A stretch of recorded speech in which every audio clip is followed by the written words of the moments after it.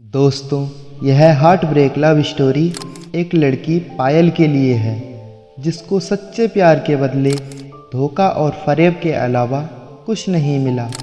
अगर आप भी किसी से सच्चा प्यार करते हो तो एक बार ये स्टोरी ज़रूर सुने। कॉलेज का पहला दिन था। सभी के सामने नए नए चेहरे थे। सभी लोग इन्हीं नए नए चेहरों से अपनी अपनी पहचान बनाने में लगे थे। सभी एक दूसरे से अपना परिचय करा रहे थे। तभी कॉलेज के पहले दिन ही हमारी क्लास शुरू हुई। क्लास शुरू होने से पहले चल रहे इंट्रोडक्शन के इस सिलसिले को मैम ने और आसान बना दिया। मैम ने क्लास में आते ही सबसे पहले सभी को अपना अपना इंट्रोडक्शन सबके सामने बताने को कहा।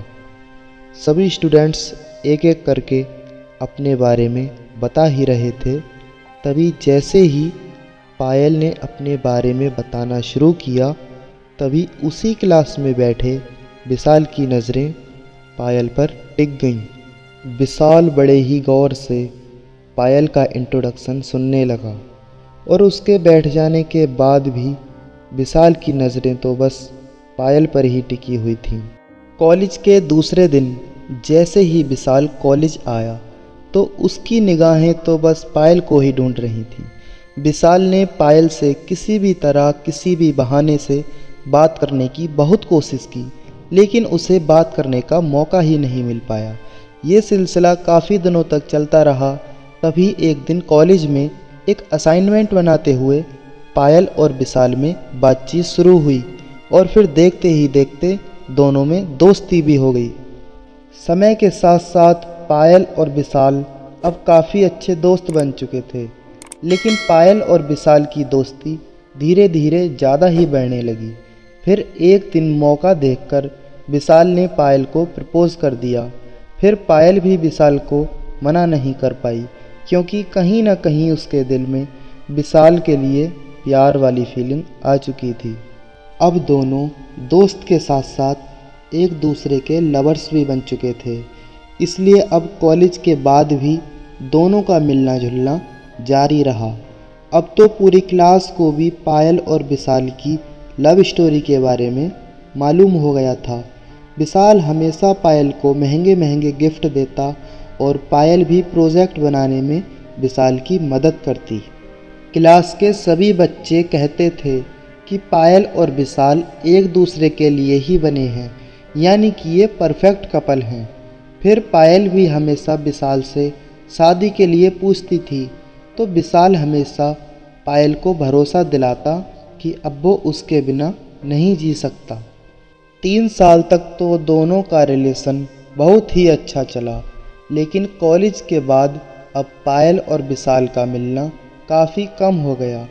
पायल के फ़ोन करने पर भी विशाल उससे ठीक से बात नहीं करता था।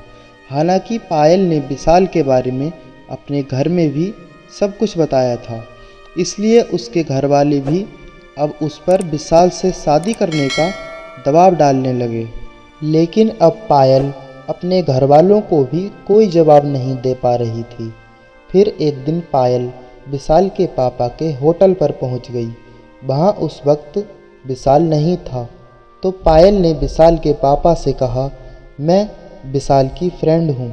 विशाल के पापा ने पायल को बैठाया और वेटर से कुछ खाने पीने की चीज़ें लाने को कहा। फिर दोनों बैठकर बातें करने लगे। तभी विशाल के पापा ने कहा, बेटा तुम आ रही हो ना विशाल की शादी में। इतना सुना तो पायल को अपने कानों पर विश्वास नहीं हुआ। फिर उसने दोबारा से उनसे पूछा, तो उन्होंने कहा कि हाँ बेटा, अगले महीने विशाल की शादी है और वो उसी की तैयारी में व्यस्त है। बहुत खुश है वो, क्योंकि उसकी पसंद की लड़की से जो शादी कर रहा है। वो दोनों एक दूसरे को स्कूल टाइम से ही जानते हैं। ये सब सुनते ही अब पायल बिल्कुल खामोश हो गई और वहाँ से चली गई। घर जाकर पायल सीधे अपने कमरे में गई और खुद को कमरे में बंद करके घंटों तक खूब रोई।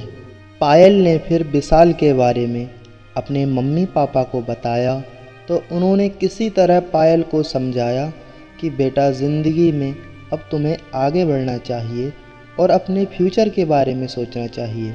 जो गुज़र गया वो गुज़र गया, अब तुम उसके बारे में सोचकर अपनी आगे की ज़िंदगी ख़राब मत करो। फिर भी पायल उसे भुला नहीं पाई और रोज़ रात को रोते हुए अपने दिल को समझाते हुए कहती है, तो क्या हुआ जो एक दिल टूट गया।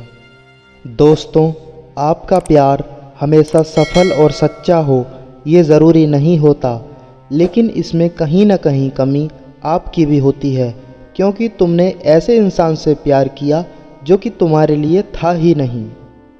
दोस्तों, कमेंट में ज़रूर बताएं कि आपको ये स्टोरी कैसी लगी। अगर आप भी किसी से सच्चा प्यार करते हैं तो कमेंट में उसका नाम ज़रूर लिखें। बाय दोस्तों।